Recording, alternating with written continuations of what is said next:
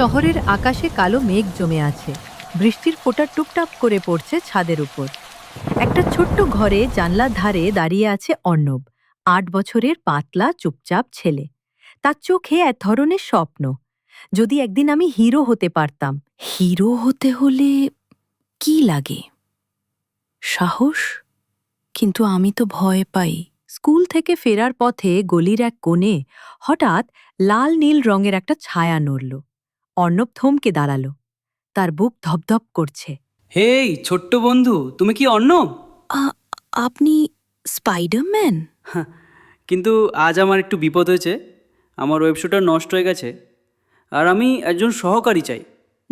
না না, আমি পারবো না। আমি তো খুব ভয় পাই। সাহস মানে ভয় না পাওয়া নয়, বরং ভয় থাকা সত্ত্বেও সঠিক কাজ করা।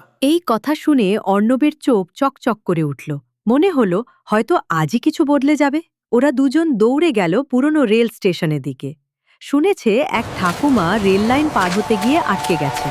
ট্রেনের হুইসেল শোনা যাচ্ছে, আলো কাছে আসছে। ঠাকুমা, আমার হাত ধরুন। অর্ণব বুক ধড়ফড় করতে করতে ঠাকুমাকে টেনে নিয়ে এলো নিরাপদে। ট্রেন চলে গেল গর্জন করে।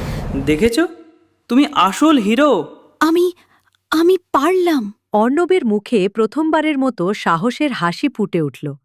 বৃষ্টির মধ্যে স্পাইডারম্যান আবার শহরের দিকে উড়ে গেল। যাওয়ার আগে বলল, আজ থেকে তুমি আমার ছোট্ট হিরো সঙ্গী। মনে রেখো, সঠিক কাজ করলে তুমি সব সময় সুপারহিরো। অর্ণব ছাতা মাথায় বাড়ি ফিরল। ও জানত আজ সে আর আগের মতো চুপচাপ অর্ণব নয়, আজ সে সাহসী অর্ণব।